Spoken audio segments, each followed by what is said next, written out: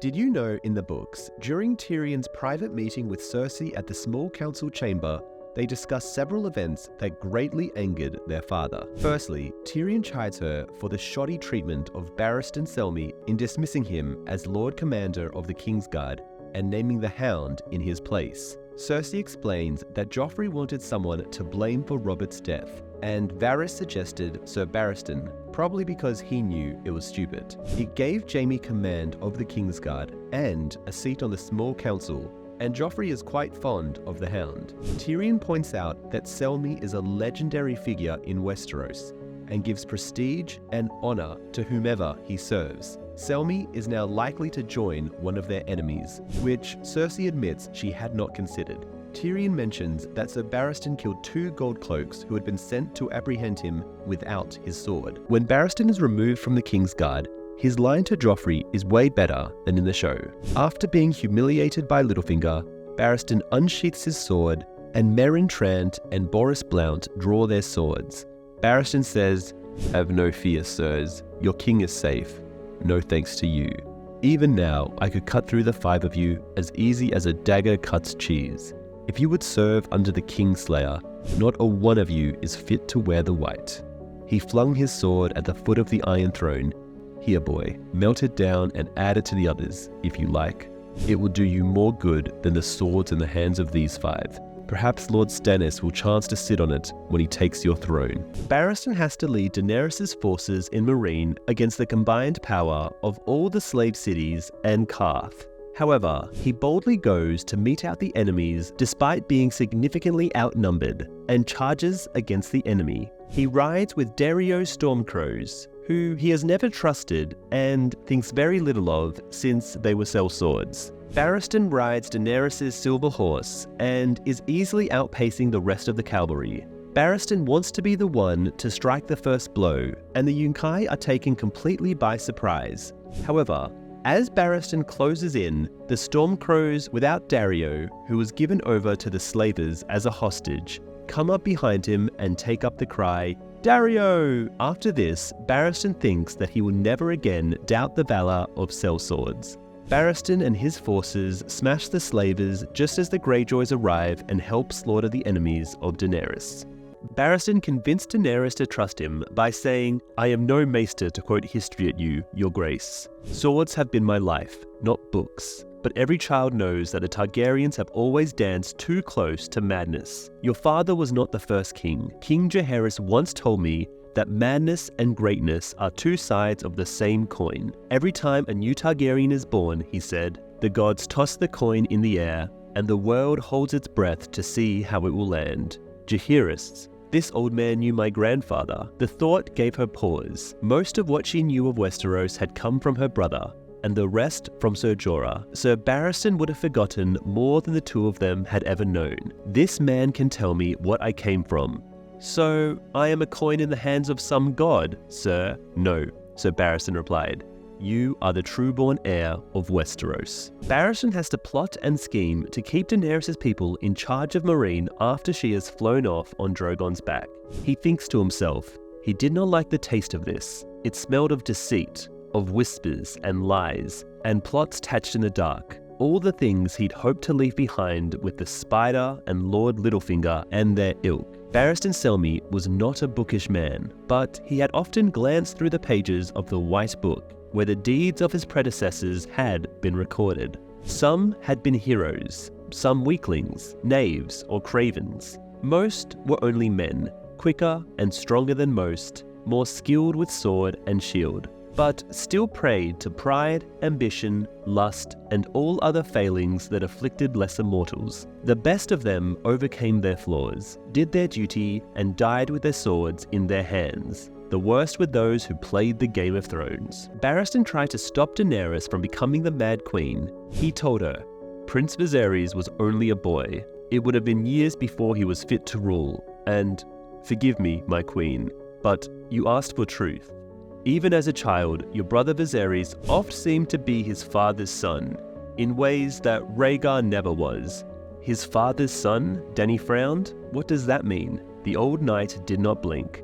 "Your father is called the Mad King in Westeros. Has no one ever told you?" "Viserys did. The usurper called him that. The usurper and his dogs. It was a lie. Why ask for truth? Sir Barristan said softly, if you close your ears to it. He hesitated, then tells her that he watched her for a time before pledging her sword to her, to make certain she was not her father's daughter. Barristan Selmy saved Dontas Hollard's life when he was just a small baby, who, ironically, would go on to help murder Joffrey, a king that Barristan had been sworn to protect. Dontas was the son of Sir Stefan Hollard and the only surviving member of House Hollard because they had been close allies of House Darkland. When the Mad King Aerys Targaryen was taken captive by House Darkland during the Defiance of Duskendale, and later rescued in the night by Barristan Selmy, both houses were destroyed and their bloodlines wiped out. Only young Dontas was spared because Sir Barristan Selmy asked for clemency, and the Mad King could scarcely deny his request after saving his life. Barristan Selmy looks back at the Defiance of Duskendale as one of his greatest triumphs, but recognizes at the same time, had Aerys died in captivity, Rhaegar would have been king after him, and maybe that would have been better for the realm. Barristan is so epic that after Daenerys flies off on Drogon, Barristan launches a coup and overthrows Hizdahr as king. But before he can do that, he kills Hizdahr's guard who comes from the fighting pits, called Kraz. Only cowards dressed in iron, Kraz declared, circling. No one wore armor in the fighting pits. It was blood the crowds came for. Death, dismemberment, and shrieks of agony. The music of the Scarlet Sands. Sir Barristan turned with him. This coward is about to kill you, sir. The man was no knight, but his courage had earned him that much courtesy. Kraz did not know how to fight a man in armor. Sir Barristan could see it in his eyes. Doubt, confusion, the beginnings of fear. The pit fighter came on again, screaming this time.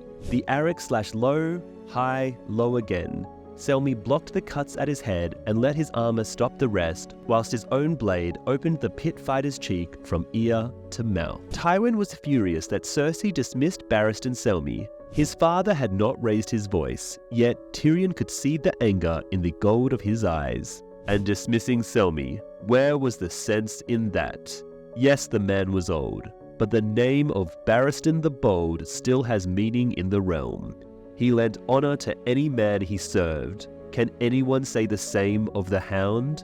You feed your dog bones under the table. You do not seat him beside you on the high bench. He pointed a finger at Tyrion's face. If Cersei cannot curb the boy, you must. And if these counselors are playing us false, Tyrion knew. Spikes, he sighed. Heads, walls. I see you have taken a few lessons from me. More than you know, father, Tyrion answered quietly. This is probably in reference to Tysha and the lesson Tywin dealt Tyrion at a young age, which would ultimately cause Tywin's death. Barristan Selmy is present when Robert Baratheon calls for Dany to be killed in the small council meeting. In the show, Ned is the only one against the proposition. However, with Barristan's presence in the books, he provides one more voice to speak out against Robert's plans. Your Grace, there is honor in facing an enemy on the battlefield, but none in killing him in his mother's womb. Forgive me, but I must stand with Lord Eddard. The show cut off many of Barristan Selmy's lines when he was relieved of his King's Guard's duties. In the books, Barristan protested by mentioning how he was chosen for the role at the age of 23, and how he gave up everything from his claim to his ancestral keep to the girl he was supposed to marry. He also mentions fighting alongside some of the greatest Kingsguard knights like the White Bull and Prince Lewin of Dorne, along with Sir Arthur Dayne, while serving 3 kings, Jaehaerys II, Aerys II, and King Robert. When all of it is ignored by the crown, Cersei will be reminded of why he should be aware the old man in a profession where most men die young. When Barristan eventually invades Westeros with Daenerys, since in the books he is still alive and will be commanding her armies. Moreover, people will flock to fight along Barristan the Bold. So Barristan Selmy is the most humble guy in all of Game of Thrones. He has a conversation with Daenerys Targaryen about her brother Rhaegar and mentions how well he performed at the tournament at Storm's End. However, when she specifically asks if Rhaegar was the champion, he says, "No, Your Grace." That honor went to another knight of the Kingsguard, who unhorsed Prince Rhaegar in the final tilt. That night happened to be Barristan himself showing just how humble he is. He also unhorsed some other notable characters, where he unhorsed Lord Robert Baratheon, Prince Oberyn Martell, Lord Luton Hightower, Lord John Connington, Lord Jason Mallister, and Prince Rhaegar Targaryen. A hilarious tidbit is that this feat was not published in the White Book at the time, which means Barristan wrote all his accomplishments before fleeing King's Landing. So Barristan Selmy says of Robert Baratheon, "If I had seen him smile over the red ruins of Rhaegar's children, no army on this earth could have stopped me from killing him." Of course, Barristan wasn't there as he was injured from the battle at the Trident. Obviously, Robert didn't smile, but he definitely was relieved that such a job was carried out by Tywin Lannister's men. As for whether Barristan would be able to kill a Prime Robert, we think the answer would be a yes, so Barristan Selmy regrets saving the king at Duskendale. During this time, the Mad King was not truly mad. He only became mad from paranoia after this incident where he was held captive by Lord Dennis Darklyn. But after what Barristan had to see during the last years of the Mad King, he wondered the king might well have died there as Tywin Lannister sacked the town. Then Prince Rhaegar would have ascended the Iron Throne, mayhaps to heal the realm. Duskendale had been his finest hour, yet the memory tasted bitter on his tongue. If Rhaegar Targaryen had become king, then he probably would have ruled well and been able to keep the Seven Kingdoms in check, unlike his father. However, would he still have kidnapped Lyanna while king like he did as a prince? Renly Baratheon was hoping that Sir Barristan Selmy would have offered his services to him. When meeting with Catelyn Stark, Renly asked if he had arrived at Riverrun. The Lannisters told him he was too old and gave his cloak to the Hound. I'm told he left King's Landing vowing to take up service with the true king. That cloak Brienne claimed today was the one I was keeping for Selmy, in hopes that he might offer me his sword. When he did not turn up at Highgarden, I thought perhaps he had gone to Riverrun instead.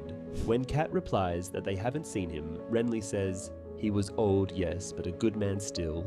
I hope he has not come to harm. The Lannisters are great fools."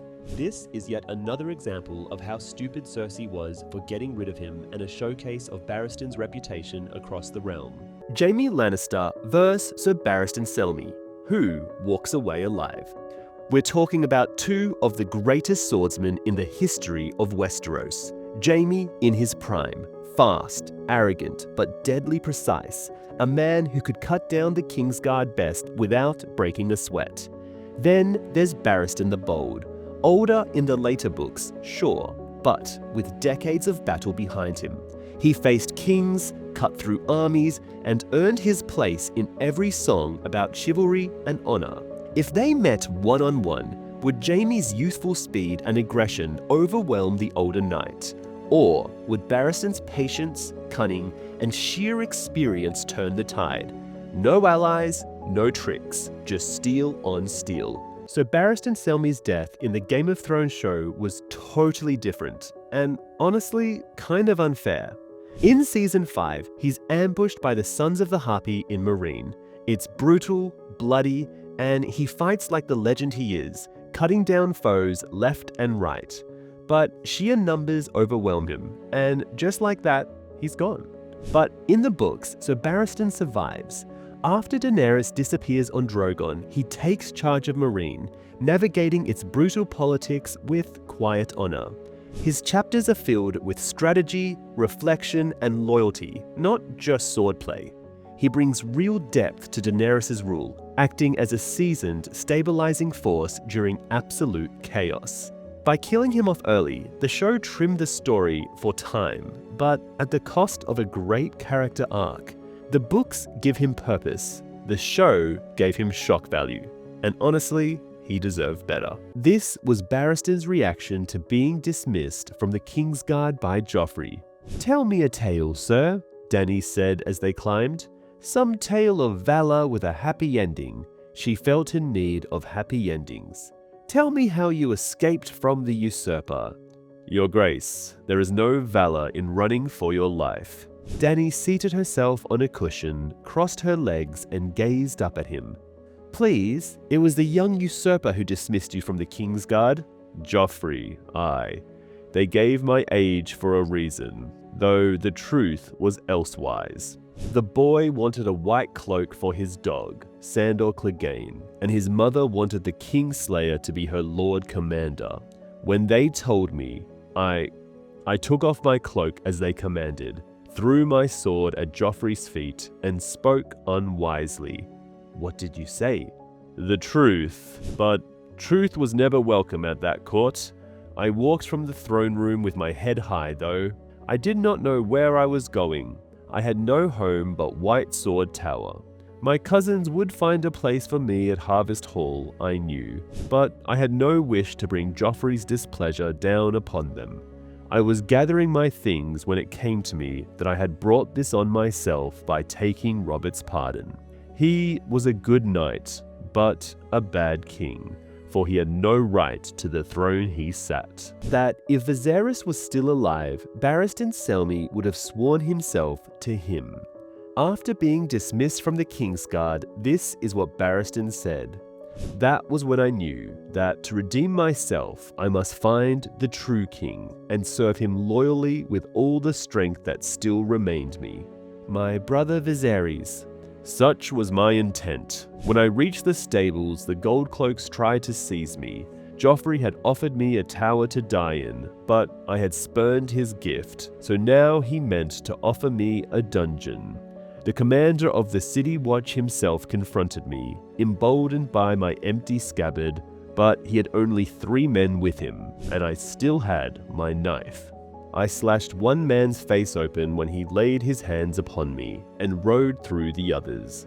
As I spurred for the gates, I heard Jaina Slynt shouting for men to go after me. Once outside the Red Keep, the streets were congested, else I might have gotten away clean. Instead, they caught me at the river gate. The Goldcloaks who had pursued me from the castle shouted for those at the gate to stop me, so they crossed their spears to bar my way. And you, without your sword, how did you get past them? A true knight is worth 10 guardsmen. The men at the gate were taken by surprise. I rode one down, wrenched away his spear, and drove it through the throat of my closest pursuer. The other broke off once I was through the gate, so I spurred my horse to a gallop and rode hell-bent along the river until the city was lost to sight behind me. That night, I traded my horse for a handful of pennies and some rags, and the next morning I joined the stream of small folk making their way to King's Landing. Barristan Selmy was there when Eddard Stark was executed.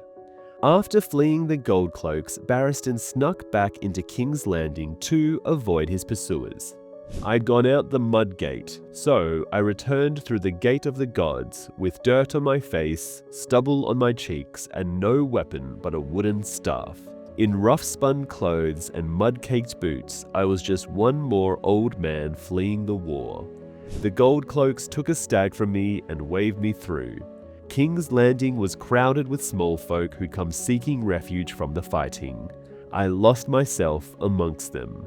I let my beard grow out and cloaked myself in age. The day Lord Stark lost his head, I was there, watching. Afterward, I went into the Great Sept and thanked the 7 gods that Joffrey had stripped me of my cloak. Stark was a traitor who met a traitor's end. Your Grace, said Selmy, Eddard Stark played a part in your father's fall, but he bore you no ill will. When the eunuch Varys told us that you were with child, Robert wanted you killed, but Lord Stark spoke against it. Rather than continuance the murder of children, he told Robert to find himself another hand. Have you forgotten Princess Rhaenys and Prince Aegon? Never. That was Lannister work, Your Grace. Lannister or Stark, what difference? Viserys used to call them the usurper's dogs. If a child is set upon by a pack of hounds, does it matter which one tears out his throat? All the dogs are just as guilty. The guilt. Barristan wouldn't stare at Daenerys when her breasts were exposed. Daenerys turned her back to where Barristan Selmy stood, silent in the shadows. My brother once told me a Westerosi riddle. Who listens to everything, yet hears nothing? A knight of the Kingsguard. Selmy's voice was solemn. You heard Xaro make his offer? I did, Your Grace. The old knight took pains not to look at her bare breasts as he spoke to her. Sir Jorah would not turn his eyes away. He loved me as a woman, where Sir Barristan loves me only as his queen. Mormont had been a traitor, yet he had given her good counsel too. What do you think of it? Of him? Xaro was offering Daenerys 13 ships to sail out of Slaver's Bay, and Barristan says, "Your Grace was wise to insist upon inspection. I will take Admiral Grolio to the galleys at first light with his captains and 20 of his sailors. We can crawl over every inch of those ships." It was good counsel. Yes, make it so. Egg actually knew Barristan Selmy, Tywin Lannister, Mad King Aerys, and Olenna Tyrell. So Ira Parker said he wants a Knight of the Seven Kingdoms to go for 15 years. If that's the case, we might actually meet a young Barristan Selmy win his first tourney.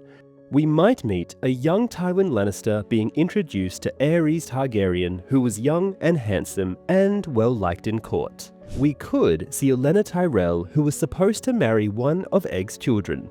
Honestly, some of these meetings would be so cool, as well as Ned Stark and Robert Baratheon's fathers might also get introduced, as well as Hoster Tully, Catelyn's father, the Blackfish, as well as Jon Arryn. We might also get Old Nan, Walder Frey, and obviously Aemon Targaryen, since him and Egg are pretty close.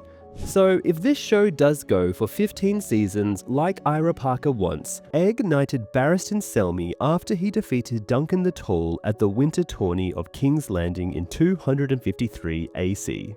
The 16-year-old Barristan Selmy participated in the Winter Tourney as a mystery knight. He defeated both Prince Duncan Targaryen and Sir Duncan the Tall, who was Lord Commander of the Kingsguard at the time. King Aegon V Targaryen rewarded Barristan for his feats of prowess by granting him knighthood. In A Storm of Swords, Jaime reads Barristan Selmy's entry in the White Book of the Kingsguard, which includes his accomplishments at the Winter Tourney. Meanwhile, in A Dance with Dragons, Barristan recalls how King Aegon's sword felt on his shoulders when he was dubbed. Yet it seemed like only yesterday that he had been raised to knighthood after the tourney at King's Landing. King Aegon's sword upon his shoulder was light as a maiden's kiss. His words had caught in his throat when he spoke his vows. At the feast that night, he had eaten ribs of wild boar. 47 years and the taste still lingered in his memory. Yet he could not have said what he had supped on 10 days ago if all the Seven Kingdoms had depended on it. What did Barristan Selmy do while serving the Targaryen kings? Well, he was the firstborn son of Sir Lionel Selmy, which meant he could have inherited had he not joined the Kingsguard. At 10, he entered a Blackhaven tourney as a mystery knight.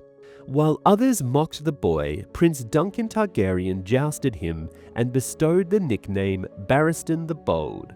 At 16, he was knighted by King Aegon V after unhorsing Prince Duncan and Sir Duncan the Tall during a winter tourney at King's Landing. A peerless tourney knight and a lethal soldier, Barristan earned eternal fame during the War of the Nine Penny Kings. He cut through the Golden Company to slay Meleys the Monstrous in single combat, ending the Blackfyre male line. This victory effectively dissolved the Band of Nine's ambitions for Westeros, making Barristan a household name throughout the Seven Kingdoms. At 23, Barristan joined the Kingsguard under King Jaehaerys II, forfeiting his inheritance and his betrothed to don the White Cloak. He continued his service under Aerys II. During the Defiance of Duskendale in 277 AC, when Aerys was held captive for 6 months, Barristan famously infiltrated the town alone after Lord Tywin Lannister granted him a single day to attempt a rescue. Disguised as a beggar, Barristan scaled the Duns Fort's wall, slew a sentry, and liberated the king from the dungeons. During the escape, he killed Sir Simon Hollard and 2 guards. Despite taking an arrow to the chest, he successfully spirited Aerys out on horseback. Though Aerys later annihilated Houses Darken and Hollard, Barristan's plea saved the young Dantas Hollard. Barristan later helped suppress the Kingswood Brotherhood. He also won a tourney at Storm's End by defeating Prince Rhaegar. However, as Aerys grew madder, Barristan struggled with his vows. At the Harrenhal tourney, he was smitten with Ashara Dane. He intended to name her Queen of Love and Beauty, but Rhaegar unhorsed him and crowned Lyanna Stark instead, an act that sparked Robert's rebellion. Barristan still haunts himself with what-ifs, wondering if his victory could have averted the war or won Ashara's heart. What was Barristan's life like after taking King Robert's pardon? During Robert's rebellion, after the defeat of Lord John Connington at the Battle of the Bells, Barristan and Sir Jonathan Darry of the Kingsguard were sent to rally scattered remnants of loyalist forces. Barristan fought at the Battle of the Trident, where he was wounded by arrow, spear, and sword while cutting down a dozen allies of Robert Baratheon and Eddard Stark. Prince Rhaegar Targaryen was slain by Robert in single combat at the Ruby Ford. Afterward, Lord Roose Bolton advised that Barristan's throat should be cut, but Robert instead ordered his own maester to tend to the wounded knight. Because he had been wounded so severely, Barristan was not present in King's Landing when the bodies of Prince Rhaegar Targaryen's children, Prince Rhaenys and Prince Aegon, killed during the sack, were presented to Robert by Lord Tywin Lannister. Barristan later believed that if he had been present and Robert had smiled at the bodies, nothing could have prevented him from killing the man. Barristan considered seeking out Prince Viserys Targaryen, but the exile was far too young to rule alone and had already begun displaying signs of Targaryen madness. Because the lives of Barristan and many others had been chivalrously spared during the war by the new king, Robert I Baratheon, Barristan instead accepted Robert's pardon and was named Lord Commander of the Kingsguard. Having already held doubts about Sir Jaime Lannister because of the youth's age and inexperience, Barristan did not approve of Robert allowing Jaime to remain in service after killing King Aerys II during the sack of King's Landing. Barristan was known to remark that the Kingslayer's white cloak should have been exchanged for a black one. Jorah Mormont, Lord Commander of the Night's Watch, had known Barristan when he was younger. During Greyjoy's rebellion, Barristan led the assault on Old Wick. He remained a formidable warrior even in old age, winning the championship of a tourney at King's Landing at 57, and unhorsing Sandor Clegane in a tilt during the tourney held on Prince Joffrey's name day in 297 AC. Barristan was the counselor Daenerys trusted most. She asked him, "Hizdahr is not the husband you would have chosen for me. It is not my place to choose your husband." "It is not," she agreed. "But it is important to me that you should understand. My people are bleeding, dying. A queen belongs not to herself, but to the realm. Marriage or carnage, those are my choices. A wedding or a war." "Your Grace, may I speak frankly?" "Always. There is a third choice. Westeros." He nodded. "I am sworn to serve your grace and keep you safe from harm wherever you may go. But your place is back in Westeros, upon the Iron Throne that was your father's. The Seven Kingdoms will never accept Hizdahr zo Larrak as king, no more than Meereen will accept Daenerys Targaryen as queen. In Westeros, your people will cheer when you ride by, and all good men will love you. Westeros is far away. Lingering here will never bring it any closer. The sooner we take our leave of this place, I know." Dany did not know how to make him see. She wanted Westeros as much as he did, but first she must heal Meereen. 90 days is a long time. Hizdahr may fail, and if he does, the trying buys me time. Time to make alliances, to strengthen my defenses, to... And what if he does not fail? What will your grace do then? Her duty. The word felt cold upon her tongue. "You saw my brother Rhaegar wed. Tell me, did he wed for love or duty?" The old knight hesitated. "Princess Elia was a good woman, your grace. She was kind and clever, with a gentle heart and a sweet wit. I know the prince was very fond of her. Fond, thought Dani. The word spoke volumes. I could become fond of his Darzo Larrick, in time, perhaps? So Barristan went on. I saw your father and your mother wed as well. Forgive me, but there was no fondness there, and the realm paid dearly for that, my queen. Why did they wed if they did not love each other? Your grandsire commanded it. A woods witch had told him that the prince was promised would be born of their line. A woods witch? Dani was astonished. She came to court with Jenny of Oldstones. A stunted thing, grotesque to look upon. A dwarf, most people said, though dear to Lady Jenny, who always claimed that she was one of the children of the forest. What became of her? Summerhall. The word was fraught with doom. Dani sighed. Leave me now. I am very weary. Anyway, subscribe for more.